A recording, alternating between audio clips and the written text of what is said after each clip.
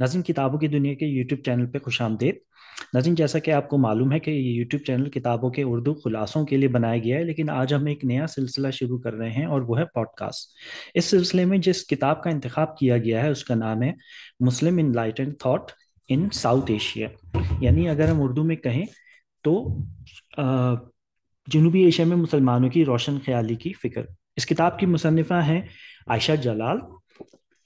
Doctor Ayesha जलाल Tufts university में Mary Richardson professor of history हैं। इससे कबल आपने हार्वर्ड और कोलंबिया यूनिवर्सिटी में भी पढ़ाया है।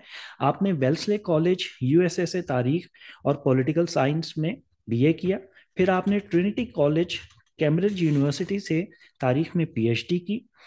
पीएचडी में आपके थीसिस का मौजू था जिना, the Muslim league and the demand for Pakistan. इसके अलावा आपने कायद अज़म पर एक किताब द सोल स्पोक्समैन लिखी जो 1984 में यूनिवर्सिटी ऑफ कैम्ब्रिज प्रेस ने शाया की।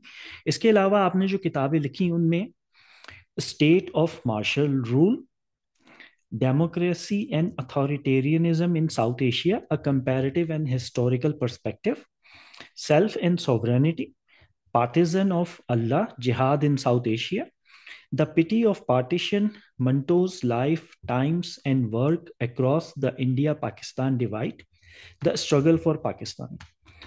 तारुफ थोड़ा तफसीली था लेकिन ये ज़रूरी था। आइए डॉक्टर आयशा जलाल से बात शुरू करते हैं। अ, आपसे पहला सवाल ये है कि आपने प्रेलूड में दाऊद रेबर साहब का तस्करा किया है और आपने ये लिखा है कि आपकी किताब लिखने की वजह वो भी हैं कि आपको किसी ने उनकी किताब दी थी जो कि उनके वालिद की सवाने हयात है, फेथ ऑफ अ ले मुस्लिम, the life of professor Mohammad Iqbal, biography in depth, a contribution to existential religion. तो उनकी लाइफ भी आपकी इंस्पिरेशन थी लेकिन इतना तस्करा नहीं, नहीं। इंस्पिरेशन आई मीन मतलब उस किताब को पढ़ के मुझे मवाद बहुत मिला था जो मुझे मैं समझी कि ये उसी तरफ मुझे मेरा रुख उसी तरफ कर रहा है जिसके बारे में मैं सोच रही थी।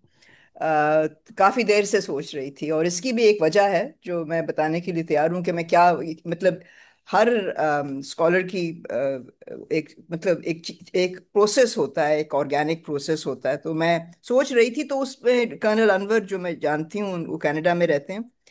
अ, उन्होंने मुझे कहा था कि ये देखना बहुत अच्छी किताब तुम्हारे लिए अच्छी साबित होगी। तो उसके पढ़ने के बाद मैंने सोचा कि मुझे करना चाहिए, मगर सबसे ज्यादा जिस पे मुझे जो जो किताब का जो मवाद जहाँ से मुझे मिला है वो तो फिर उर्दू किताबों से ही मिला है जो मैंने पढ़ी थी पेंडेमिक के दौरान। और फिर मुझे ख्याल आया कि ये तो फिर ये पूरा बनता है पूरा मतलब मौजू बनता है। मगर मैं आपको कहने के लिए तैयार हूँ कि मैंने बहुत सालों से मैं ईमान के बारे में सोच रही थी कि ईमान क्या है, क्योंकि ईमान और आइडेंटिटी जो पॉलिटिक्स हैं वो उनमें काफ़ी तजाद है।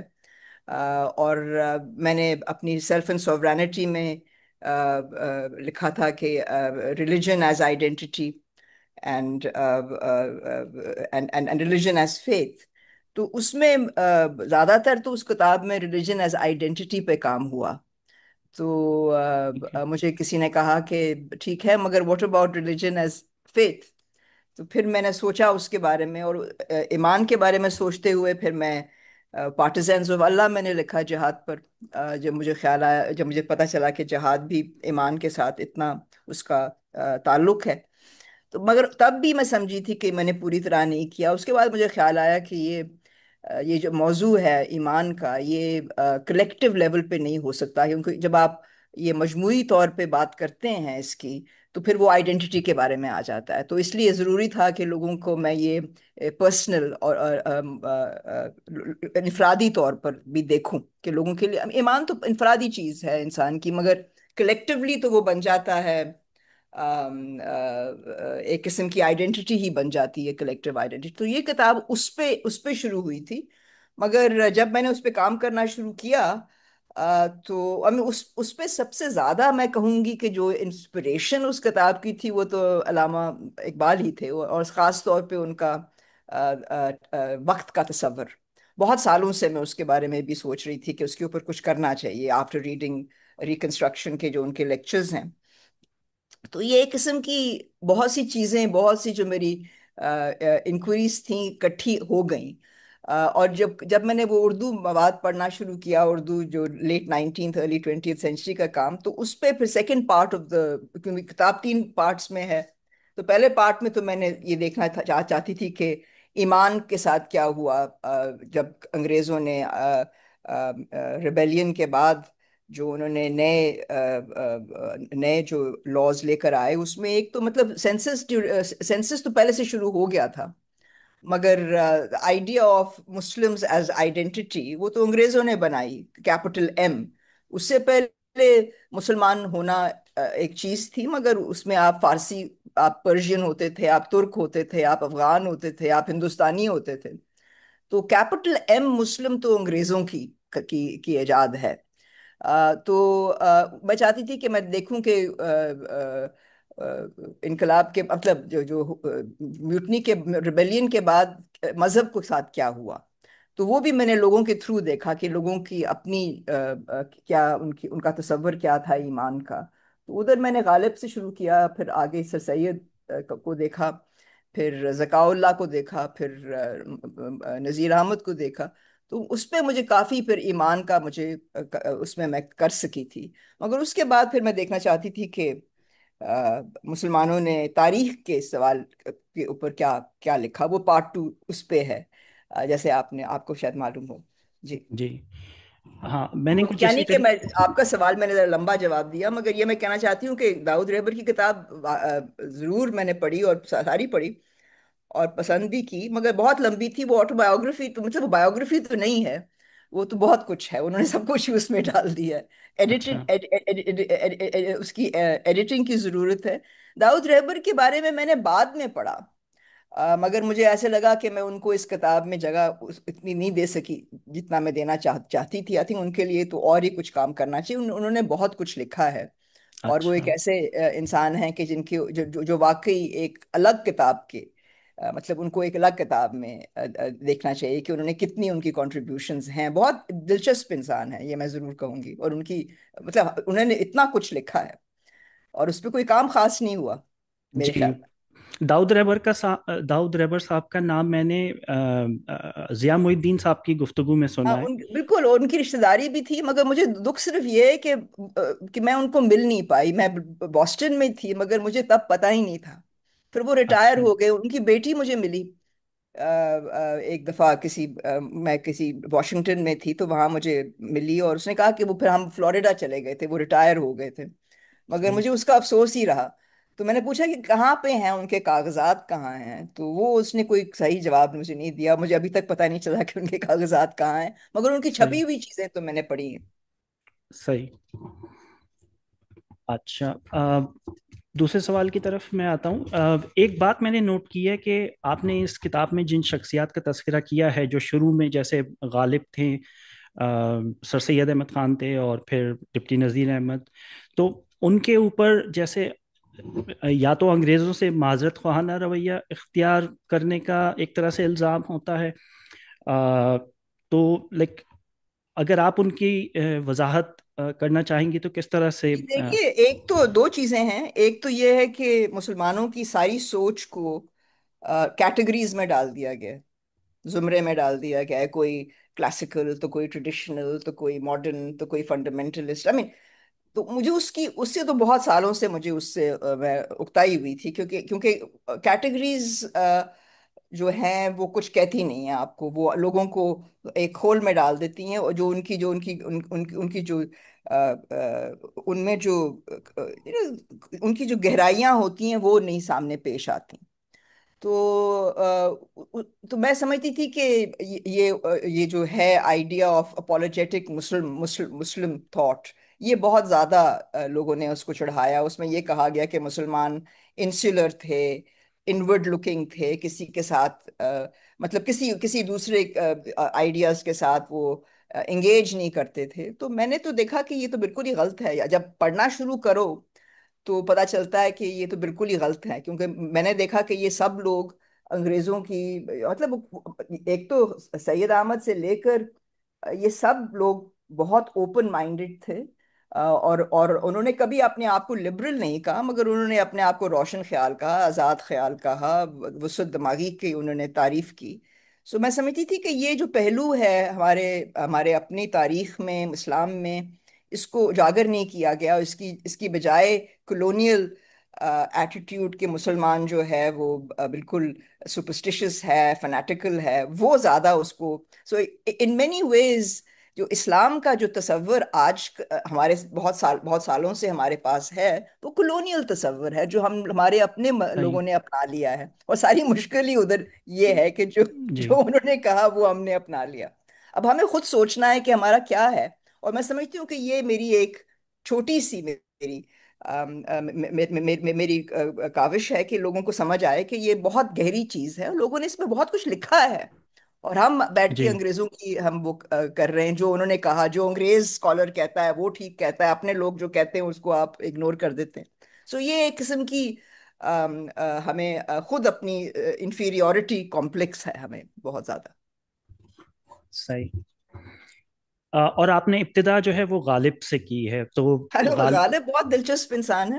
اور وہ مطلب ان کو تو کافر کہا جاتا تھا، اور وہ یہی بار بار کہتا ہے کہ میں تو کافر ہوئی نہیں. میں مطلب کئی چیزوں میں تو وہ بالکل مسلمانیت کی کو بالکل بس بالکل الگ تھے اس سے. مگر جہاں تک ایمان کا سوال تھا، ان کا ایمان اسی طرف جاتا تھا. وہ اپنے آپ کو مطلب مانتے تھے مونوتھیسٹک ریلیجن، وہ خدا کو مانتے تھے. اور وہ بار بار کہتے ہیں کہ میں کافر نہیں ہوں.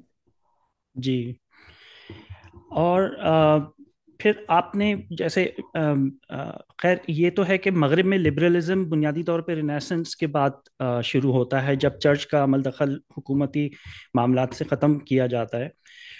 لیکن اس میں آپ نے یہ بھی لکھا ہے کہ جیسے مغرب یہ سمجھتا ہے کہ مسلمان لبرل ہو ہی نہیں سکتے مسلمان ہوتے ہوئے، جی جی. جبکہ آپ نے یہی جیسے ابھی پہلے بھی بیان کیا کہ مسلمان لبرلزم کی تعریف میں شاید نہیں آ سکے، لیکن روشن خیالی کو اس سے اور مطلب یہ کہنا کہ لبرل کیا ہے، لبرل جو ایک تو ایڈجیکٹو ہے اور ایک آئیڈیالوجی ہے. جہاں تک ویسٹرن لبرلزم اور ویسٹرن لبرلزم کی جب ہم بات کرتے ہیں تو ہم کس چیز کی بات کر رہے ہیں؟ برٹش لبرلزم کی بات کر رہے ہیں، امریکن لبرلزم کی بات کر رہے ہیں. لبرلزم میں بے انتہا تضاد ہے. اور جو کلونیل جو لبرلزم آف امپائر تھا، اس کا تو لوگوں نے دھجیاں اڑا دی کہ مطلب جو وہ کہتے تھے وہ کرتے نہیں تھے. اور آج کل جو لبرلزم ہے، ویسٹرن لبرلزم، ہم اس کی دھجیاں خود وہ اڑا رہے ہیں. تو مطلب جی. یعنی کہ، اور اس میں سب سے ضروری بات تو یہ ہے کہ ہندو ہو، مسلمان ہو، سکھ ہو، اس زمانے کا لیٹ 19th ارلی 20th، کسی نے اپنے آپ کو لبرل کہنے کی کوشش نہیں کی. یعنی کہ وہ لبرلزم میں نہیں آنا چاہ رہے تھے. ان کو پتا تھا کہ کلونیل کانٹرڈکشن ہے. اور وہ کانٹرڈکشن کیا تھی؟ ایک اپنی ایک مملکت چلا رہا تھا اور ایک محکوم تھا. تو محکوم اور اس میں تو مطلب ہو ہی نہیں سکتی. تو ادھر وہ صحیح. جو کانٹرڈکشن انگریزی لبرلزم میں تھی، وہ لوگوں نے اس کے بارے میں لکھا. اور مطلب میں کوٹ کرتی ہوں حالی کو، الطاف حسین حالی کو. وہ پوچھتے ہیں کہ تم کب سے لبرل ہوئے؟ یعنی ان کا جو ان کے لیے تو رسول پاک صلی اللہ علیہ وسلم ہی تھے جو لبرل، ماڈریٹ لبرل، روشن خیال انسان تھے. سو میں سمجھتی ہوں کہ سب کیا سید احمد، کیا امیر علی، ان سب نے اپنے آپ کو اس میں ہی دیکھا ہے، اس رنگ میں دیکھا ہے کہ رسول پاک ماڈل تھا. اور رسول پاک آپ جانتے ہیں کہ ان کی، اور بہت سے اسکالرز نے لکھا بھی ہے اس کے بارے میں. اب اس زمانے میں انگریز رسول پاک کو ہی ٹارگٹ کر رہے تھے کہ ان کو پتا تھا کہ یہ مسلمانوں کے لیے کتنے اہم ہیں. سو اس صحیح. لیے اسی لیے سید احمد خان نے ان سب کو ایکٹیویٹ کیا تھا کہ لکھو، اس کے تاریخ لکھو.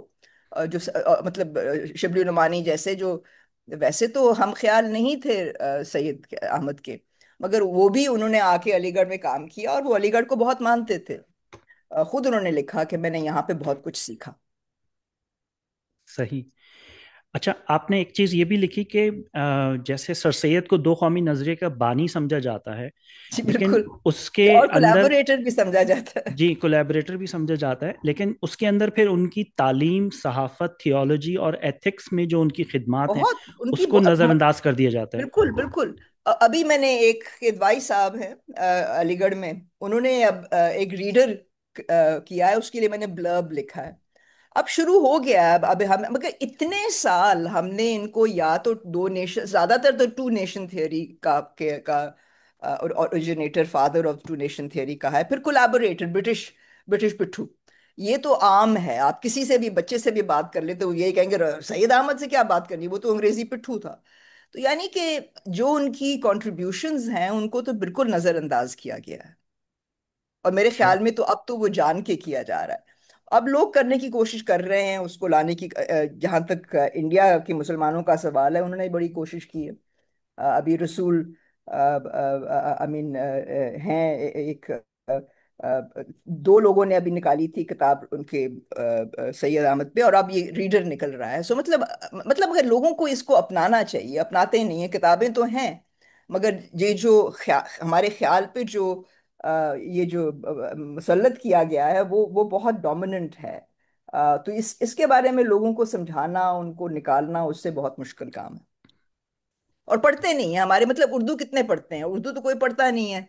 उर्दू सही। आती भी नहीं है, इसलिए इसलिए कैटेगरीज पसंद करते हैं, क्योंकि कैटेगरीज आसान हो जाती हैं। आप जी हाँ। कैटेगरीज के साथ कंट्रोल कर सकते हैं, मगर आप जब अगर आपको खुद पढ़ना पड़े तो। और कई कई लोग इतना, उनको उर्दू में इतनी वो नहीं है, महारत नहीं है। सही। अच्छा, आपने फिर ये लिखा कि सर सैयद ने शुरू में तवज्जो जो दी थी वो तारीख और मजहब की तरफ थी, और इस सिलसिले में उन्होंने अबुल फजल की आईन अकबरी को आसान उर्दू में पेश करने की कोशिश की। लेकिन उसके अंदर जब गालिब को उसकी तखरीस लिखने के लिए बोला, तो गालिब ने उनको बोला कि क्यों आप बहुत झिड़के दी। बहुत झिड़की। मैंने फिर एक और किताब में वो पूरी फारसी की हाँ, आ, पढ़ी आपने? वो पढ़ी, कि जिसमें जी। उन्होंने उनको बोला कि भाई आप लंदन के बारे में लिखें, वहाँ के बारे में लिखें कि कैसे उन्होंने कश्तियों को जो है भाप के जरिए चलाया है। तो वो गालिब का नजरिया था। उस जमाने में वो मतलब काफी ज्यादा वो मुतासिर थे अंग्रेज हुकूमत से। जब वो कलकत्ता जाते हैं तो वाकई वहां पे वापस बहुत ज्यादा उनको लगता है, मगर ठीक है। फिर सईद अहमद ने उसको नहीं इस्तेमाल किया। मगर उन्होंने तारीख तारीख की बुनियाद तो उन्होंने ही रखी। अगरचे शिबली नोमानी को माना जाता है पहला पहला टीचर हिस्ट्री का, मगर मैं समझती हूँ कि सर सैयद उधर भी उनका उनका जो काम है वो ज्यादा अहम रहा है, बिकॉज उन्होंने ही इन सबको लगाया कि ये करें आगे काम। सही। और फिर आपने लिखा कि सर सैयद ने बाइबल का उर्दू में तर्जुमा करने की कोशिश की, जो उस जमाने में बाइबल का किसी जबान में तर्जुमा करने की नहीं, और पहली। किया उन्होंने, किया। उन्होंने जी। तो किया, और किसी ने और नहीं किया हुआ था। मतलब उनको दिखाता है, मतलब ये जो लोग कहते हैं कि मुसलमान तंग नजर थे, किसी और मजहब में इंटरेस्टेड नहीं थे, ये तो दिखाता है कि मतलब वो थे इंटरेस्टेड। उन्होंने पूरी कोशिश की कि दिखाने की कि कुरान और बाइबल में कितना तजाद से ज्यादा कितनी म्यूचुअलिटी है, कितना कितनी कितनी मिलती जुलती बातें भी हैं। सही। और फिर उसके बाद आपने एक जगह लिखा कि बल्कि अभी आपने तस्करा भी किया कि खुद मगरिब के लिबरलिज्म के तसव्वुर में भी उस वक्त तजादात पैदा हुए जब मगरिब की इल्मी क़ियादत बरतानिया से अमरीका मुंतकिल हुई। जी जी और जो है। बिल्कुल। आई मीन क्योंकि अगर आप देखें जब तक अंग्रेजों की हुक्मरानी थी, तो तो हम जो मतलब ज्यादा तो था ना कि बेंथम हो गया, या जॉन स्टुअर्ट मिल हो गया, liberal, the sort of actual liberals. जब अमेरिका गया तो वहां पर जॉन लॉक को उन्होंने रिवाइव किया। तो तब्दीलियां बहुत आई हैं। सो आई मीन जो लोग लिबरलिज्म पे लिखते हैं, वेस्टर्न लिबरलिज्म पे, वो खुद मानते हैं कि कोई मतलब इसका कोई एक वो नहीं है। इसमें बहुत से डिफरेंट जाविये हैं इसके। और उसमें भी बहुत ताजाद भी बहुत है। जहां तक कलोनियलिज्म का सवाल है तो बिल्कुल मतलब अलग है। लिबरलिज्म एक किस्म की मतलब बहुत ही कुछ عجیب سی کچھ آئیڈیالوجی ہے. اور آج کل تو ہم دیکھ رہے ہیں کہ مطلب ایک طرف تو وہ بات کرتے ہیں ہیومینیٹیرینزم کی، دوسری طرف جینوسائیڈ کی بھی سپورٹ کرتے ہیں. تو یہ وہ کیا ہوں، لبرلزم ہے؟ تو کیا مطلب یہ لبرلزم ہے کیا چیز پھر؟ صحیح. اچھا، تیسرے چیپٹر میں آپ نے تین شخصیات، مولوی ذکاء اللہ، ڈپٹی نذیر احمد اور مولانا محمد حسین آزاد کا تذکرہ کیا ہے. تو ڈپٹی نذیر احمد اور مولانا محمد حسین آزاد کا نام تو کافی سننے میں آتا ہے، یا میں نے کافی سنا ہے، لیکن ذکاء اللہ مولوی کو ذکاء... نظر انداز کیا گیا ہے بہت زیادہ. اور بےچارے وہ خود بھی اس پہ کافی غمگین رہتے تھے کہ انہوں نے اتنا کام کیا. زیادہ تر وہ ترجمے کرتے تھے انگریزی کتابوں کے، اور ان کو اپنے لوگوں کے لیے پیش کرتے تھے. تو یہی کہتے تھے کہ کاش کہ میں نذیر کی طرح میرے میں وہ ہوتی، لٹریری کوالٹی ہوتی، تو میں بھی ایک دو ناولیں لکھ دیتا، وہ ان کا زیادہ فائدہ ہوتا. تو یعنی کہ ان صحیح. کو لوگوں، ان کی جو تاریخ ہند ہے وہ کافی اہم ہے.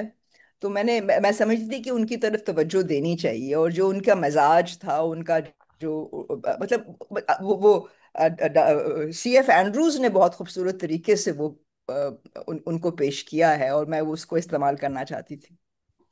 وہ ایک دلی کا وہ ایک نظریہ پیش کرتے ہیں جو شاید اب وہ I mean اس کے میوٹین ریبیلین کے بعد 1857 کے بعد تو وہ ختم ہو گیا تھا. وہ دلی کالج کا جو سین ہے وہ سب چینج ہو جاتا ہے. صحیح. اور آپ نے ان تینوں شخصیات کے ایک استاد کا نام کا تذکرہ کیا، راما چندرا کر جی کے، جی. جو کہ آئی تھنک ریاضی میں بھی بڑی اعلیٰ قابلیت تھی ان کی. میتھمیٹیکل جینیس تھے، بہت بہت اچھے میتھمیٹیشین تھے. اچھا. اچھا، جیسے یہ سر سید احمد خان اور مولانا محمد حسین آزاد، ان کے اوپر تھوڑا سا طبقاتی فرق رکھنے کا ایک الزام لگایا جاتا ہے. تو کس کا فرق رکھنے کا جی؟ جیسے کلاس کا فرق رکھنے کا. ہاں، تو یہ تو وہ تو جیسے... ہے، وہ تو ہے. تو یعنی کہ آپ مجھے بتائیے، مجھے یہ سوال بہت سے لوگ پوچھتے ہیں کہ آپ ان کو روشن خیال کیسے کہتی ہیں. تو میں کہنا چاہتی ہوں کہ آپ ان کو لبرل کیسے کہتے ہیں؟ لبرلزم میں کلاس کا فرق نہیں. جو آپ کے صحیح. لبرلز ہیں، اسٹوارٹ مل کیا تھا؟ مل مل کیا تھا؟ ساری وہ بیٹھ کے انگریزوں کی حکومت میں اتنا بڑا وہ اہلکار تھا. تو اس نے تو کبھی مطلب ادھر تو کلاس اور رولر رولڈ کی اتنا تضاد، کلاس سب کچھ تھا. مطلب لوگ اتنے ہی ہو سکتے ہیں جتنا ان کا زمانہ ان کو بتاتا ہے. تو سر سید کا یہی تھا کہ وہ مطلب وہ سمجھتے تھے کہ اب انہوں نے کبھی یہ نہیں کوشش کی کہ سب کو انکلوڈ کریں. وہ کلاس بیسڈ تھے. اس لیے میں نے ہمیشہ اپنے اور کام میں یہی کہا ہے کہ یہ جو سیپریٹ الیکٹریٹس جو اتنا سیاسی جو اس کا مسئلہ بنا 1909 میں، وہ ایک کلاس کنسیشن تھی، نہ کہ مسلم کنسیشن تھی. کیونکہ تب تو آپ کے پاس یونیورسل اڈلٹ فرینچائز بھی نہیں تھا کہ آپ ووٹ تب دے سکتے تھے اگر آپ کے پاس پراپرٹی ہوتی اور یا آپ کے پاس تعلیم ہوتی. تو اس لحاظ سے تو مطلب یہ کہنا کہ وہ ہم سے ان میں یہ کمتری تھی، یہ تو مطلب اوروں میں بھی تھی. جو لبرل جن کو آپ مانتے ہیں بڑے خوشی سے، وہ کون سے بڑے کلاس کے کلاس لیس سوسائٹی کے حق میں؟ صحیح. سو لبرلزم میں ایک منافقت ہے جس کی طرف میں توجہ ڈالنے کی کوشش کر رہی ہوں کہ یہ ہے. صحیح.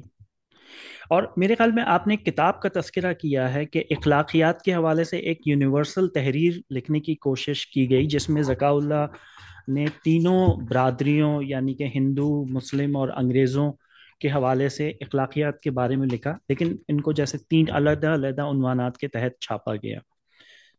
تو جی، تو سوال آپ کا اس میں کیا تو ہے؟ جیسے تو جیسے اس میں جیسے اس وقت یہ کوشش کی جا رہی تھی کہ ایک یونٹی کی... بالکل نہیں. اور یہ کہا جا رہا تھا کہ مذہب سے پہلے اخلاقیت آتی ہے. اگر اخلاقیت آپ میں نہیں ہے تو مذہب بھی آپ کے ہاتھوں بالکل خراب ہو جائے گا. یعنی کہ انسان کے اندر ایک قسم کی اخلاقیت ہونی چاہیے، اسی کی بیسس کے اوپر مذہب بھی اجاگر ہوتے ہیں. اور ان کا ذکاء اللہ کا مقصد تھا کہ وہ دکھائیں کہ ٹھیک ہے ہمارے کئی اصول نہیں ملتے، مگر بہت سی چیزیں بھی ملتی ہیں. تو کوشش یہی ہو رہی تھی کہ مطلب ایک قسم کی کسی قسم کا اتحاد بن سکے، یعنی کہ مذہب کے بیسس کے اوپر لڑائی جھگڑے نہ ہوں۔ صحیح اور یہ سی ایف اینڈروز بھی اس کا ذکر کرتے ہیں کہ جب تک یہ بزرگ زندہ رہے دلی میں کوئی حادثہ نہیں ہو سکتا تھا، ہندو مسلم حادثہ، یہ لوگ وہاں پیش پیش تھے اور اس کو روک دیتے تھے۔ تو میں سمجھتی ہوں کہ یہ چیزیں ہمیں یاد کرنی چاہیے۔ میں مانتی ہوں کہ بہت کچھ بدل گیا ہے، مگر یہ کوششیں ضرور ہوئیں، اور ان کو میں نے پیش کرنے کی کوشش کی ہے۔ صحیح۔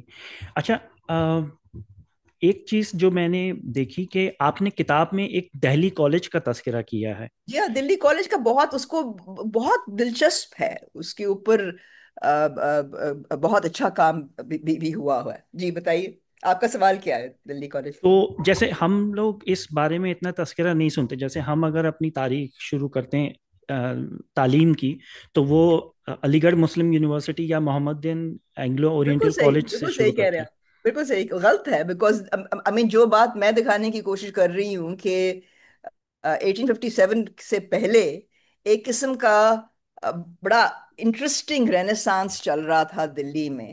اور یہ رام چندر کی آپ نے بات کی، رام چندر نے بہت بڑا رول ادا کیا کہ مطلب کیونکہ انگریزی کتابیں آ رہی تھیں، ان کا ترجمہ اسی وقت شاگرد کرتے تھے، ان کو پھر وہ ان کو وہ دیکھتے تھے اور پھر پڑھایا جاتے تھے۔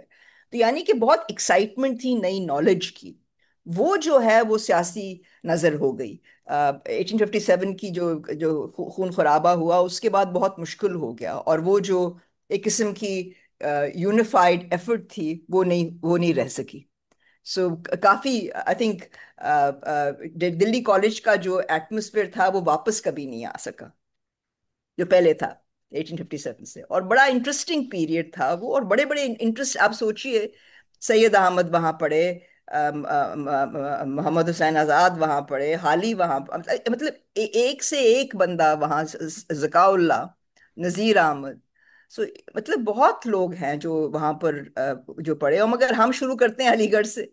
جی یہ تو غلط ہے نا، یہ تو یہی تاریخی غلطی ہے ہماری۔ جی۔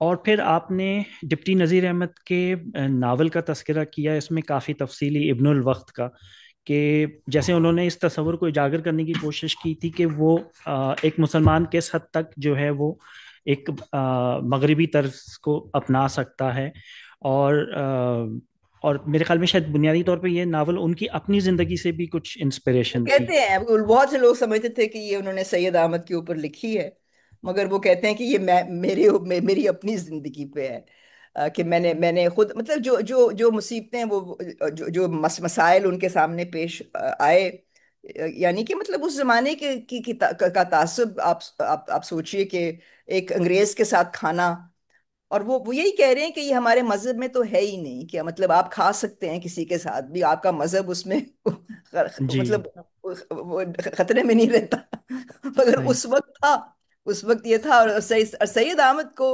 اتنے وہ آتے تھے، سوال آتے تھے کہ آپ کیا یہ کیا انسان کھا سکتا ہے ان کے ساتھ اور مسلمان رہ سکتا ہے، اور پھر فتوے بھی ان کے خلاف نکلے سید احمد خان کے۔ صحیح۔ ایک آپ نے چیپٹر 5 میں شیخ مبارک کا تذکرہ کیا ہے، جن کے دو بیٹے تھے، ابو الفضل اور فیضی۔ جی تو جی انہوں نے جو ہے جیسے اکبر کو دربار کا اسٹرکچر چینج کرنے میں یا تبدیل کرنے میں مدد دی۔ تو یعنی کہ یہ اس زمانے کے آپ کے خیال میں ایک روشن خیال شخصیات تھیں؟ بالکل بالکل، انہوں نے کئی چیزیں کی جو لوگوں کو پسند نہ آئے، یعنی کہ وہ جو مطلب اکبر نے جو ڈاکٹرن آف انفیلیبلٹی، اب اس کا اس کی اردو ترجمہ مجھے نہیں پتا کیا ہے، تو یعنی کہ یہ کہنا کہ صرف جو اکبر کہے گا وہی چلے گا، وہ بھی اس پہ بھی انہوں نے مدد کی۔ تو اور دوسرا یہ تھا کہ وہ یہ کورٹ کے جو سیاست تھی اس سے دور رہنا چاہتے تھے، وہ مطلب کافی روحانی قسم کے بزرگ تھے، جی اور دو بڑے ہی مطلب ان کے دونوں بیٹے بہت پہنچے ہوئے تھے۔ ابو الفضل کو تو سب جانتے ہیں، مگر یہ مبارک صاحب جو تھے، انہوں نے انہی کی وجہ سے یہ دو بندے آگے آئے، اور انہوں نے بہت بہت کنٹریبیوٹ کیا۔ सही। रोशन ख्याली में जो असल बात तो मैं जो कहना चाह रही हूँ कि रोशन ख्याली जो लफ्ज़ है ये अंग्रेज़ों की इजाद नहीं है। मतलब बहुत से हमारे जो लोग हैं वो समझते हैं कि सब कुछ वहां से आया। आई मीन लिबरलिज्म वहां से आई।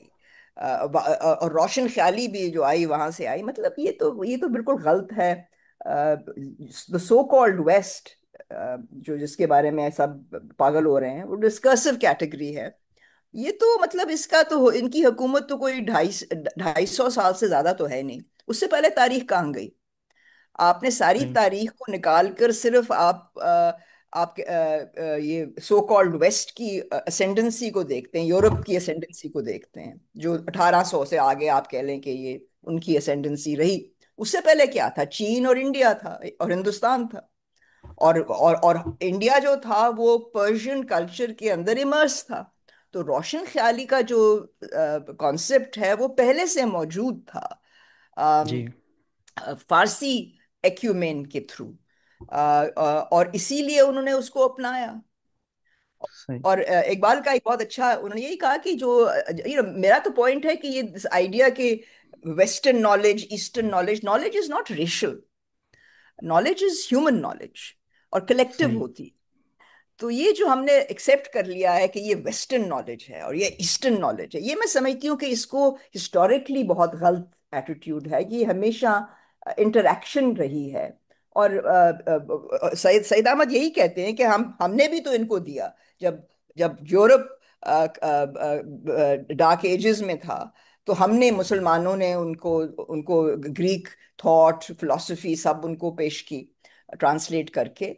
और अब वो उनसे चढ़ गए हैं, तो अब हम उनकी अब उनसे सीखें, उसमें क्या बुराई है? तो मतलब ये सही। जो हमारा एटीट्यूड है और सारा, सो ये मेथडोलॉजिकली जब तक इसको हम नहीं चेंज करेंगे, हम इस ट्रैप में रहेंगे कि ये वेस्टर्न सही। नॉलेज है, ये ईस्टर्न नॉलेज है। Knowledge is human knowledge. सही। अच्छा, एक चीज जो मुझे थोड़ी सी कंफ्यूज करती है कि जैसे ये सर सैयद और शिबली और ये सारे लोग जैसे इंग्लिश में वेल वर्स थे। नहीं थे। नहीं थे। सईद अहमद को मतलब उनकी अंग्रेजी अच्छी नहीं थी, उनके बेटे से उनको मदद मिलती थी। अच्छा। तो जैसे मैंने सैयद महमूद से मिलती थी, मतलब। और शिबली भी अंग्रेजी में कुछ खास नहीं थे। और ज़काउल्ला ने और नज़ीर अहमद ने पढ़ी मगर कभी बोलते नहीं थे। अच्छा। अच्छा। सो अंग्रेजी जो, मतलब अगर ये हम, मतलब आप उनको देखिए कि जो उनका जो उनकी जो तनकीद है कि ये लोग समझते हैं कि अंग्रेजियत जो है, अंग्रेजी सीख ली, कोट पतलून पहन ली तो हम बन गए, हम हो गए जदीद जदीद मुसलमान हो गए। तो उस पे तनकीद उन्होंने जितनी की है, मैं उस पे खुद हैरान हुई थी। कहाँ सही। शिबली, कहाँ नज़ीर अहमद, ये सब लिख गए हैं। आजकल जो हम ये बात करते हैं, हमारे जो बच्चे हैं और जो हम खुद, मैं खुद भी हूँ, मैं अपने आप को उसमें डालती हूँ कि हमें सिखाया सही। ही नहीं गया। मैं उर्दू मैंने बाद में, क्योंकि मैं तो 14 साल की उम्र में मैं अमेरिका चली गई थी अपने वालिद के साथ। फिर मैं जब वापस सही। आई तो मैं अमेरिकन स्कूल में गई, फिर मैं पढ़ने चली गई। तो उर्दू से मेरा राब्ता नहीं रहा। उसके बाद मुझे खुद पढ़ना पड़ा। तो ये जो उर्दू के साथ हमने ज्यादती की है, मैं समझती हूँ कि ये हमें इसको इसको अब ठीक करना पड़ेगा, नहीं तो। क्योंकि आप सोचिए कि इंसान, कोई भी कौम अपनी जबान में अगर ना लिखे तो ओरिजिनलिटी कहाँ से आएगी?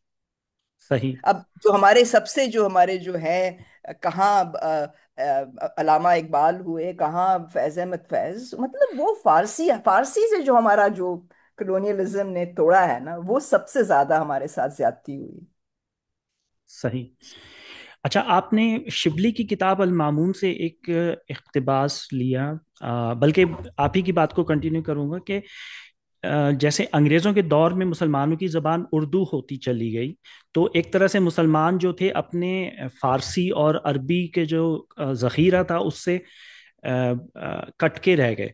तो इससे बेसिकली मुसलमानों की रोशन ख्याली पे काफी असर पड़ा कि जो। बहुत असर पड़ा। और मैं आपको ये बता दूं कि रोशन ख्याली का एक बहुत बड़ा जुज जो था वो मल्टी लिंगुअल लिंग्विस्ट मल्टीलिंगुअल इंसान थे, जो अरबी बोलते थे, जो अमी जैसे जैसे ज़काउल्ला फारसी जानते थे, हिंदी जानते थे, और उर्दू जानते थे। تو یعنی کہ میں جو کہتی ہوں کہ یہ ایک قسم کا اردو کا جو تھا، اور آئی مین اردو کا یہ ہے کہ اردو نکلی ہی فارسی میں سے ہے، اور اگر آپ نے اردو پہ عبور حاصل کرنا ہے تو آپ فارسی جاننا بہت ضروری ہے، مگر ہمیں فارسی سے بالکل الگ کر دیا گیا۔ ہم انگریزی میں لکھتے ہیں، مطلب میں انگریزی میں لکھتی ہوں، صحیح سو اب میں کیا کروں، ہمیں ایسا بنا دیا گیا، ہم بن گئے ہیں، مگر اس کا یہ مطلب نہیں ہے کہ ہم اس کا اظہار نہ کریں اور اس کو سمجھیں نہ کہ کیا ہوا ہے ہمارے ساتھ۔ صحیح۔ اچھا، ایک سوال جو ذہن میں آتا ہے وہ یہ کہ جو عباسی خلفاء تھے، انہوں نے جیسے یونانی فلسفہ کو عربی میں منتقل کیا، ایون انہوں نے سنسکرت سے بھی چیزوں کو بہت عربی میں ہر منتقل طرف کیا، سے۔ تو یہ کوشش ہندوستان میں بھی ہوئی یا ہمیں پتہ نہیں چلا کہ یہ کوشش ہوئی نہیں، تھی؟ اکبر کے زمانے میں تو ہوئی۔ اکبر نے جو ساری کتابیں، مہابھارت، کہاں مہابھارت اس نے فارسی سے، اس نے مطلب سنسکرت سے فارسی میں اس نے ٹرانسلیٹ کروائیں۔ بدایونی جو اس کا اتنا اس میں جو ناقد تھا، وہ انہوں نے کی تھیں یہ کتابیں ان کے کہنے پر۔ سو وہ ہوا، مگر سب سے بڑا جو مسئلہ ہے اور ہمارا جو ہم بات کر رہے ہیں وہ یہی تھا کہ شروع میں سید احمد نے بھی کوشش کی کہ ٹرانسلیشن سوسائٹیز بنے اور انگریزی کتابوں کو اردو میں ٹرانسلیٹ کیا جائے، مگر جب ان کو احساس ہوا کہ یہ اتنا بڑا پروجیکٹ ہے اور حکومت جب تک اپنی نہ ہو، جیسے کہ صحیح عباسیوں کی تھی، تو یہ بہت مشکل کام ہے، اس لیے وہ انہوں نے کہا کہ اب انگریزی ہی پڑھیں۔ تو اس پہ ذکاء اللہ نے اور نذیر احمد نے ان سے اختلاف کیا، مگر آخر میں پریگمٹزم ون آؤٹ، صحیح بیکاز آسان بات یہی تھی کہ انگریزی پڑھیں، مگر وہ حکومت کے نہ ہونے کی وجہ تھی۔ اگر حکومت ہوتی تو شاید سید احمد ان کو منوا لیتے کہ آپ اردو میں ہی پڑھائیں۔ اس لیے میں سمجھتی ہوں کہ اگر آپ دلی کالج کے بارے میں اور پڑھیں، میں اس سے بہت متاثر ہوئی ہوں اس زمانے کی سوچ سے، صحیح اور جو لوگ نکلے بھی ہیں ان سے بھی بہت متاثر ہوئی ہیں کہ سب سے زیادہ کام انہی کا ہے، مطلب جو ان کی کوالٹی آف کام ہے وہ بہت آگے ہے۔ اس کے بعد سب سے زیادہ جس بات کو میں سمجھنے کی کوشش کر رہی تھی اس کتاب میں، کہ ہم یہ نیروئنگ آف دا مائنڈ کیوں ہوتی جا رہی ہے، وہ تو پتا چلا کہ آزادی کے بعد ہوئی جی یہ ہاں، سب کچھ۔ جی جب جی تک ہم محکوم تھے ہم آزاد خیال تھے، ہم روشن خیال تھے۔ جی۔ اچھا، آپ نے یہ جیسے لکھا کہ شبلی جب ایک تاریخ کی کتاب لکھنا چاہ رہے تھے تو ان کے سامنے تین افراد تھے، حضرت عمر پہ وہ لکھنا چاہ رہے تھے، دوسرے نمبر پہ ایک اموی خلیفہ خلیفہ الولید ابن عبد الملک تھے، اور المامون ان کی فہرست پہ تیسرے نمبر پہ تھے۔ جی، تو جیسے مٹیریل کی کمی تھی دوسرے؟ نہیں نہیں، سید احمد نے کہا تھا کہ عمر پہ مت لکھو، عمر پہ لکھو گے تو میرے شیعہ ناراض ہو جائیں گے، کیونکہ وہاں پر جو سیکٹیرین بیلنس تھا علی گڑھ میں، اس کے اس کی وجہ سے سید احمد نے ان کو کہا کہ مت لکھو۔ سو انہوں نے اچھا بعد میں لکھی، مگر بہت بعد میں لکھی۔ تو المامون تو کیونکہ انہوں نے لکھی، جب لکھی تو سید احمد کی کافی اس میں آئی تھنک ہاتھ تھا۔ اچھا، اس میں المامون کے حوالے سے آپ نے تذکرہ کیا ہے کہ مامون نے بغداد میں 1700 عورتوں کو مقرر کیا تھا کہ وہ اس کو حالات سے جی ہاں، وہ بہت باخب اسی میں یہ شبلی صاحب نے نکالا، میرا تو نہیں ہے یہ شبلی کی، میں بہت اس سے متاثر ہوئی تھی، مجھے بہت اچھا لگا۔ جی، یعنی کہ اس زمانے میں مسلمان عورتوں کا جی ایک طرح سے کام بالکل۔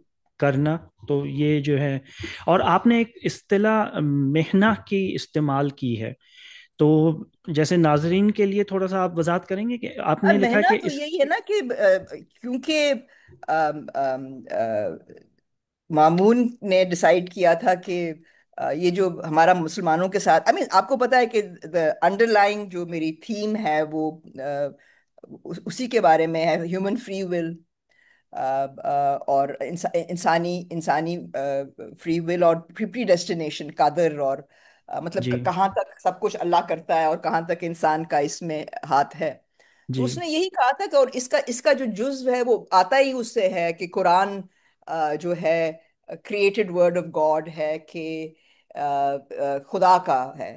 تو ادھر اس نے کہا کہ یہ کریٹڈ ورڈ آف گاڈ ہے جس میں رسول پاک بہت اہم ہیں۔ تو وہ اس پہ ناراض ہو گئے، جو ہمبل تھے، ابن ہمبل، وہ تو مانے نہیں، اور بہت سارے جو علماء تھے وہ نہیں مانے۔ میں سمجھتی ہوں کہ مہنا کے اوپر ابھی تک کتاب لکھنی باقی ہے، وہ میرا پیریڈ نہیں ہے، وہ کوئی میڈیول ہسٹورین ہی لکھے گا۔ مگر جو جہاں تک میں سمجھ پائی ہوں، بہت سے لوگ سمجھتے ہیں کہ جس ظلم کے ساتھ مامون نے یہ انفورس کرنے کی کوشش کی، اس کا ریاکشن بہت زیادہ آیا، اور صحیح. لوگ یہی کہتے ہیں کہ اگر قرآن خدا کا ورڈ نہیں ہے، لفظ نہیں ہے، تو یہ ہم کیوں پھر ہم مانیں؟ مگر سب سے دلچسپ بات ہے، جو جس بندے کو میں نے کافی محدود طریقے سے دیکھا آگے چل کر کتاب میں، ڈاکٹر فضل الرحمان، جو جی ہاں. کہتے ہیں کہ مسلمان جو تھے اس زمانے کے اور ابھی بھی، یہ اس بات کو سمجھ نہیں پائے کہ کتنا ضروری تھا رسول پاک کا، مطلب میڈیم تھے نا وہ، جی. اللہ کے، تو وہ مسلمان سمجھ نہیں پائے۔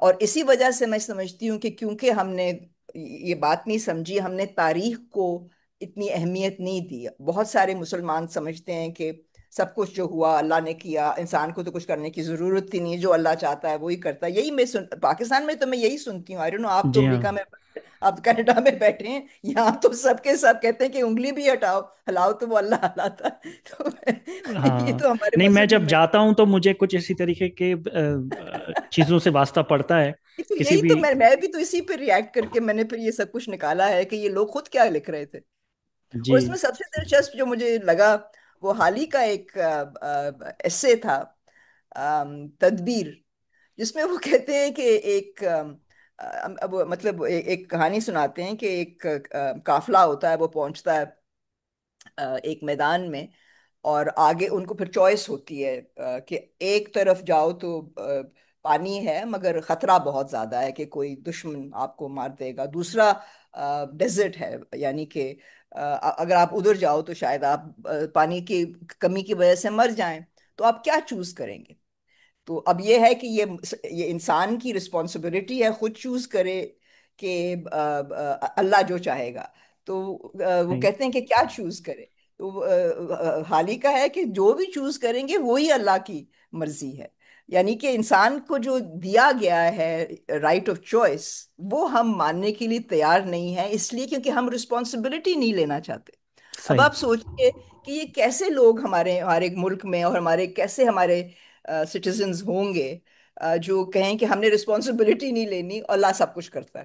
یہ تو بہت خطرناک چیز ہے، اور ہم اسی کو میں سمجھتی ہوں کہ ہمارے زوال کی یہی وجہ ہے۔ صحیح. اچھا، آپ نے جو ہے 7ویں چیپٹر میں عبد الحلیم شرر کے حوالے سے لکھا ہے کہ انہوں نے ناول کے صنف کا استعمال کرتے ہوئے ایک ناول بالکل کہ مسلمان عورت کو ایک طاقتور اور بااختیار بتایا ہے. جی، میں اور تو سمجھتی ہوں کہ اس میں بہت متاثر ہوئی تھی کہ ممتاز محل جو ہم سمجھتے تھے کہ اس نے اتنے زیادہ بچے پیدا کیے تو وہ کیا ہوگی، مطلب بالکل ہی سبجوگیٹڈ سی ہوگی، مگر اس کو بہت انہوں نے دکھایا کہ کتنی اہمیت وہ رکھتی تھی اپنے صحیح. اپنے زمانے میں۔ اور اس میں ایک جیسے مینا بازار کے واقعے کا تذکرہ ہے، اور پھر اس کی بہت پوری دلچسپ۔ جی. جی نہیں، میں کہہ رہا ہوں اس کی پوری تفصیل ہے. تو جی ہاں، جیسے یہ ایک باقاعدہ پورا حقیقی واقعہ تھا. حقیقی واقعہ نہیں ہے یہ، شرار کی اپنی مطلب تھوڑا بہت تو ہے، مگر شرار کی یہ تو فکشن ہے، یہ تو انہوں نے فکشن ہے. اپنا اچھا. ناول، مگر ایک ہسٹورک ناول، انہوں نے بہت سی ناولز لکھی اور بڑی کامیاب ناولز لکھی، مگر اس میں میں ذرا میں نے اس لیے لیا تھا کہ یہ ایک عورت، کیونکہ ملتی نہیں ہیں عورتیں زیادہ، بہت مشکل ہے، جی تو ہاں. اس پہ یہاں پر انہوں نے اس کو دکھایا کہ کافی اسٹرانگ پرسنالٹی تھی، اور کافی شاہ جہان پہ کافی ان کا قابو تھا۔ صحیح. اور پھر آپ نے ایک پورا باقاعدہ چیپٹر جیسے آرنامنٹ آف وومن کائنڈ کنسیلڈ ہاں، کنکوٹیڈ اینڈ زیب کنٹرسٹڈ. النصاب۔ جی. اس میں آپ نے زیب النساء کو ایک مرکزی کردار لیتے ہوئے سارا تذکرہ کیا ہے کہ جو ہے، لیکن جیسے ان کی بھی اتنی تفصیل ہمیں ملتی نہیں ہے. نہیں، مگر سر دلچسپ بات یہ ہے حارث صاحب کہ 20ویں صدی کے شروع میں بے شمار کتابیں آئیں زیب النساء، پتہ نہیں کیا ان کو اتنا انٹرسٹ ہوا زیب النساء میں، کیونکہ کافی مطلب وہ باشعور اور روشن خیال خاتون تھیں اور پڑھی لکھی تھی، शायर भी थी, शायरा भी थी। अ, तो बहुत से लोगों ने लिखा और उनके बारे में काफ़ी अफवाहें भी छपी। और काफ़ी लोगों को गलत ख्याल, आज तक लाहौर में अगर आप फिरें तो आपको कहेंगे कि वो यहाँ पर दफन है। यहाँ पर दफन नहीं है वो। गलत कहानियां भी उनके बारे में, मिथ्स बहुत हैं। तो मैं समझती थी कि ये भी दिलचस्प बात है कि मेरा मेरा मकसद इसको लिखने का ये था कि शुरू से ही औरत को तारीख से अलग रखा गया है, जी क्योंकि हाँ। औरतों ने खुद बहुत कम औरतों ने लिखा। और ऐसी खातून जो बहुत मतलब रुतबे की थी, उसके बारे में भी गलत चीजें लिखी गई। यहाँ तक कि शिबली ने भी कहा कि वो उसके सारा वो जो उसका जो उसकी जो मसनवी थी, जो उसका अपना कलाम था, वो सब खत्म हो गया, वो गिर गया, मतलब पानी में गिर गया और वो कुछ नहीं रहा। और जो छपा है और वो जो उनसे मंसूब किया गया है गलत है, वो मर्दों ने लिखा। सो मैं उसमें भी हैरान हुई थी। तो ये मैंने इसलिए इसके बारे में लिखा था कि ये एक मसला है हमारा तारीख के अंदर, कि औरत का जो रोल है, या तो फिर आप फिक्शनल शरार करते हैं, मगर जो रियल है, जहां उसको पेश भी किया गया, गलत तरीके से पेश किया गया, अफवाहों से भरी हुई किताबें, गलत कहानियां उनके अफेयर्स के बारे में जिसके में कोई सबूत मौजूद नहीं है। और वो भी बर्नियर की कहानी लेकर, मनुची की कहानी लेकर, जो अंग्रेजों ने लिखी उसको आपने लेकर आपने गलत सही। बातें निकाल दी। सो कोई सही। तहकीक नहीं हुई वहां पर। सही। अच्छा, फिर आपने एक पूरा चैप्टर जैसे लाइट ऑफ इकबाल के नाम से नहीं, वो तो मेरा सबसे ज्यादा मोटिवेशनल वही था कि इकबाल का जो कॉन्सेप्ट ऑफ टाइम था, क्योंकि मैं तारीख दान हूँ और मुझे इंटरेस्ट था कि मुसलमानों की तारीख के बारे में क्या ख्यालात हैं। तो मैं समझती हूँ कि जब तक वक्त का कॉन्सेप्ट, और मुझे उस क्योंकि उनका कॉन्सेप्ट ऑफ टाइम जो उनका वक्त का है, कि एक तो सीरियल टाइम होता है, क्लॉक टाइम होता है, और एक जो कहते हैं प्योर ड्यूरेशन, जो हमेशा, मतलब वक्त जो है उसका जो पास्ट भी है वो अभी भी मौजूद है। सो वो प्योर ड्यूरेशन के साथ क्या हिस्ट्री होती है, क्योंकि हमने तो ये जब तारीख के बारे में हम सोचते हैं सीरियल टाइम के और लिनियर टाइम के बारे में, तो उसमें तो यही अंग्रेजों ने आपको सिखाया है कि जो आपका सबसे उम्दा आपका वक्त था वो गुजर गया। गोल्डन एज इज ओवर, अब आप डिक्लाइन में हैं। सही। सो उस पे मैं समझती हूँ कि प्योर ड्यूरेशन का जो कॉन्सेप्ट है वो बहुत फर्क किस्म का है। क्योंकि अगर आप ये कहें कि सारी, बहुत से लोग कहते हैं कि मुसलमान अगर तारीख पढ़नी है तो आप मदीना, आप उस पे मदीना के बारे में पढ़ें, आप जाइए उसके जो उस हमें निज़ाम, मदीने का निज़ाम चाहिए। मगर ये है कि मतलब ये जो एटीट्यूड है कि जो बेहतरीन है वो गुजर गया, या हमें खुद कुछ नहीं करना बेहतर करने के लिए, हमने वापस जाना है। मतलब मैं समझती हूँ कि इकबाल का जो कॉन्सेप्ट है वो हमें वापस लाता है उस पे, कि हमें खुद कोशिश करनी है, हमें खुद स्ट्रगल करना है और आगे जाना है। सो उसमें बहुत मैं पुरुमीद हूँ, मगर मैं समझती हूँ कि वो बहुत पुरुमीद उनका जाविया है।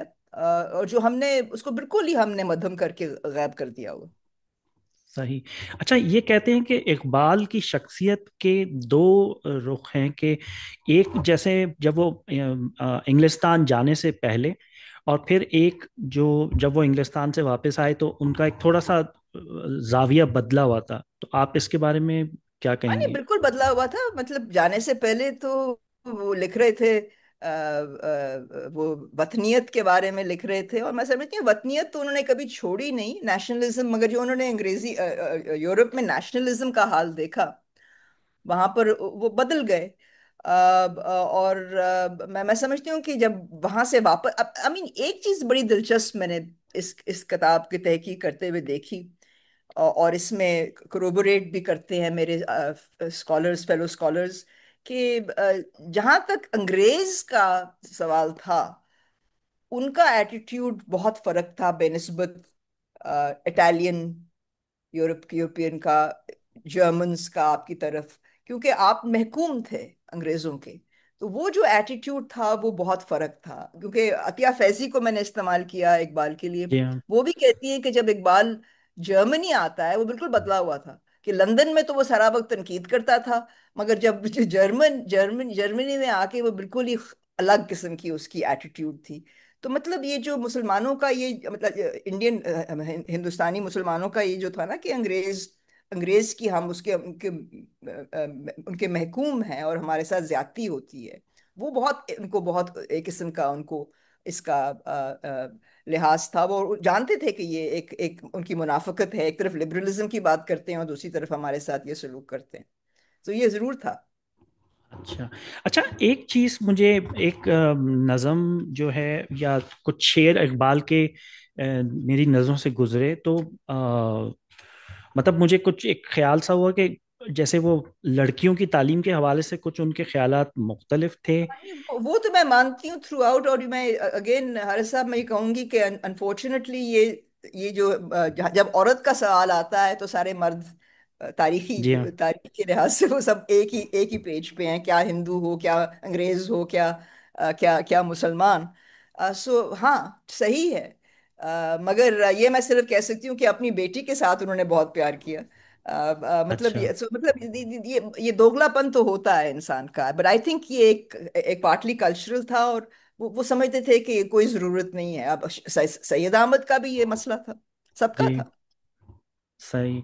اچھا، پھر آپ نے 10ویں چیپٹر میں انلائٹنڈ ویژن صادقان ٹرانسپریشنز وہ آف میں نے اس لیے کیا تھا کیونکہ I was very impressed by Sadequain نے جو اقبال کی نظموں کو لے کر ان سے انسپائر ہو کے جو انہوں نے میورلز کیے ہیں.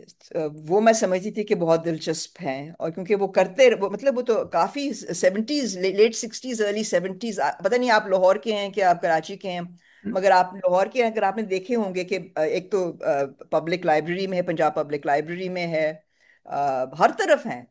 پنجاب میں اس دن میں پنجاب یونیورسٹی گئی ہوئی تھی تو ادھر بھی دو ان کے بہت بڑے میورلز ہیں، تو میں ان کے بارے میں لکھنا چاہتی تھی. صحیح. تو ایک جس کی آپ نے تصویر بھی اپنے کتاب میں شائع کی ہے کہ جس میں، وہ لاہور میوزیم کا وہ چھت پہ انہوں نے بنائی تھی میورل. اچھا اچھا، پھر آپ نے 11ویں چیپٹر میں ان شخصیات کا تذکرہ کیا کہ جن کے بارے میں آپ کا خیال ہے کہ پاکستان بننے کے بعد انہوں نے روشن خیالی کی شمع کو جلائے رکھا. نہیں، تو اس میرا تو یہ سٹانس ہے کہ روشن خیالی کی جتنی بھی محدود ہو ہمیشہ رہی ہے، ابھی بھی ہے. جتنا بھی ظلم ستم کیا گیا ہو، روشن خیالی کبھی ختم نہیں ہوئی. یہ ہمارا ایک صحیح چوائس ہے. ہم تنگ نظر ہو سکتے ہیں، آپ جتنا تنگ نظر ہونا چاہتے ہیں، جتنا آپ اندر اندر کی طرف دیکھنا چاہتے ہیں، مگر یعنی کہ یہ آپ کے پاس ایک چوائس ہے. آپ جو چاہیں آپ اگر اور اس کو آپ کا جو ایمان ہے اس میں کچھ فرق نہیں آتا. صحیح آپ اچھے آئیڈیاز کو لیں اور ان کو اپنائیں. اس کا یہ مطلب نہیں کہ آپ انگریز ہو گئے ہیں. اس لیے میں سمجھتی ہوں کہ یہ نالج کو آپ ان کیٹیگریز میں نہیں ڈالنا چاہیے. Knowledge is a result of cross fertilisation of صحیح ہیومن تھاٹ. سو میں اس کے بارے میں میرا یہ ایٹیٹیوڈ ہے. صحیح. تو اس میں آپ نے ایک غلام عباس کی تحریر دھنک کا تذکرہ کیا ہے. بہت دلچسپ تحریر تھی وہ اس کو میں چھوڑ نہیں سکتی تھی. بہت مزدار تحریر تھی. وہ بھی 60s میں لکھی تھی انہوں نے. اور پھر آپ نے صفدر میر صاحب کا تذکرہ کیا ہے اس Yeah. میں. اور پھر جیسے ابھی آپ نے پہلے تذکرہ کیا تھا کہ ڈاکٹر فضل الرحمان جو ان کا تو ایوب خان. کام بہت عمدہ ہے. اور اگین حارث صاحب، یہی ٹریجڈی ہے کہ اس ملک میں اگر فضل الرحمان کا نام لو تو کہتے ہیں کون؟ مولانا فضل الرحمان. صحیح. مطلب یعنی کہ اگر آپ کسی بھی مسلم ملک میں چلے جائیں، انڈونیشیا چلے جائیں، ڈاکٹر فضل الرحمان جو ہیں ان کا جو کام ہے ماڈرن اسلام کے اوپر، سب اس کی لوگ تعریف کرتے ہیں. بے- مگر ہمارے اپنے لوگوں کو کچھ نہیں پتا اس کے بارے میں. اچھا بہت کون جانتا ہے؟ میں آپ کو میں کسی بھی جلسے میں کہیں بھی بیٹھی ہوں، مجمع میں بیٹھی ہوں اور میں ان کا نام لوں تو سب یہی کہتے ہیں کہ مولانا کی بات کر رہے ہو. صحیح. اچھا، باقی کون؟ جی، آپ نے ان کا ایک ڈبل موومنٹ کے نظریے کا تذکرہ کیا ہے. تو جی یہ جیسے یعنی کہ اس کو کس طریقے سے آپ بیان کریں گے؟ دیکھیے، ایک تو یہ ہے it's consistent with pure duration. جو آپ پیچھے جاتے ہیں، آپ کچھ لیتے ہیں پاسٹ سے اور پھر دیکھتے ہیں کہ پریزنٹ میں اس کا کیا بنتا ہے. وہ صحیح. گیڈمر کے انفلوئنس کے اندر انہوں نے ڈبل موومنٹ تھیوری بنائی ہے، بہت اچھی ہے. صحیح. اور پھر آپ نے خلیفہ عبد الحکیم اور غلام جی، احمد پرویز کے حوالے سے بھی لکھا خلیفہ ہے کے کہ... تو میں نے اتنا لمبا، مگر وہ میرے ان کے ساتھ رشتہ داری بھی ہے، مگر میں نے اتنا لمبا ان کے بارے میں نہیں لکھا. مگر وہ بھی، ان کو بھی بہت احساس تھا کہ ہم یہ اپنی جو ہماری تعلیمی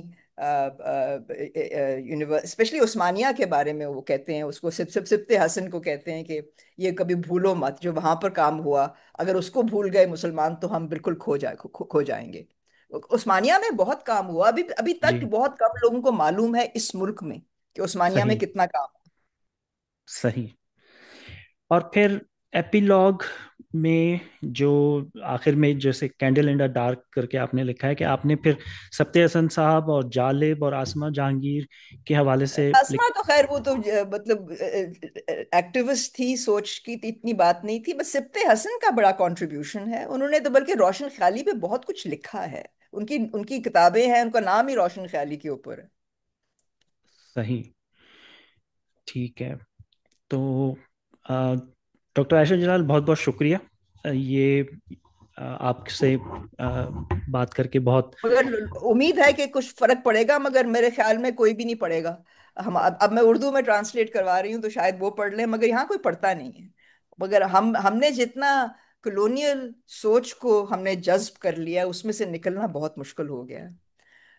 تو کوشش اچھا. کرنی پڑے گی. آج کل کے بچے بلکہ پھر بھی ریسیپٹیو ہیں، جو بڑے لوگ ہیں وہ نہیں ریسیپٹیو بالکل، وہ بالکل ہاں، ڈائڈ. جن کا جو شیپ اپ ہو گئے وہ تو ان کے لیے بدلنا یہ مشکل ہے. مگر میں خود آپ سے میں مان رہی ہوں کہ ہمیں بھی تو، آپ کو بھی تو انگریزی ہی پڑھائی گئی تھی نا، اردو تو بہت ہمیں کم پڑھائی گئی. اور ہمیں جی. اردو ایک سبجیکٹ کی طرح پڑھایا جائے، ہمیں انگریزی جو ہے، سارے سارے ہمارے سبجیکٹس انگریزی میں تھے. جی، میں نے جتنی بھی اردو کی کتابیں ہیں وہ تقریباً یہاں کینیڈا میں آ کر ہی پڑھی ہیں. اور یہی تو یہاں پہ ایک یہ تو میں کلیکشن نے ہے. بھی میں نے بھی امریکہ میں بیٹھ کے پڑھی ہے، یہاں کوئی جی. نہیں پڑھتا. جی. صحیح. تو بہت افسوس کی بات ہے. تو امید ہے کہ یہ چیزیں بدلیں گی، اور ہمارے جو ینگر جنریشن ہے وہ شاید کچھ بدلے، نہیں تو ایسے ہی رہے گا. مگر آئی تھنک آج کل یہ ویسٹ اینڈ ایسٹ کا جو کوشچن ہے نا، کافی اس پہ بحث ہو رہی ہے، اور انٹرسٹنگ بحث ہو رہی ہے. صحیح. اچھا، پھر آپ کی کتاب کا جیسے کام کہاں تک پہنچا؟ جیسے آپ نے تذکرہ میں کیا تھا کہ... ابھی میں اب ابھی مجھے کل آئے ہیں second part of the books, chapter 7 تک اس نے ٹرانسلیٹ کر لیا ہے. پورا 7 نہیں ہوا، تو میں اب اس کو کریکٹ کر رہی ہوں. چوتھے اس پہ ہوں، تو مجھے امید ہے کہ سال کے آخر تک، کیونکہ جب میں واپس جاؤں گی ٹفٹس تو میرے پاس کوئی وقت نہیں ہوگا ونس آئی اسٹارٹ صحیح. ٹیچنگ. تو پھر مجھے وہ دسمبر میں ہی آ کے کچھ کرنا پڑے گا. تھوڑا بہت اگر وقت ملے تو تھوڑا تھوڑا سا ہو جائے گا، مگر کانسنٹریٹڈ کریکشن، کیونکہ وہ کئی چیزیں ان کو سمجھ نہیں آتی، ٹرانسلیشن بہت مشکل ہوتا ہے. سو میں اس کو کریکٹ کر رہی ہوں. صحیح. چلیں، بہت بہت شکریہ. Thank you for this opportunity. Okay جی، السلام علیکم. اوکے جی، السلام علیکم. بہت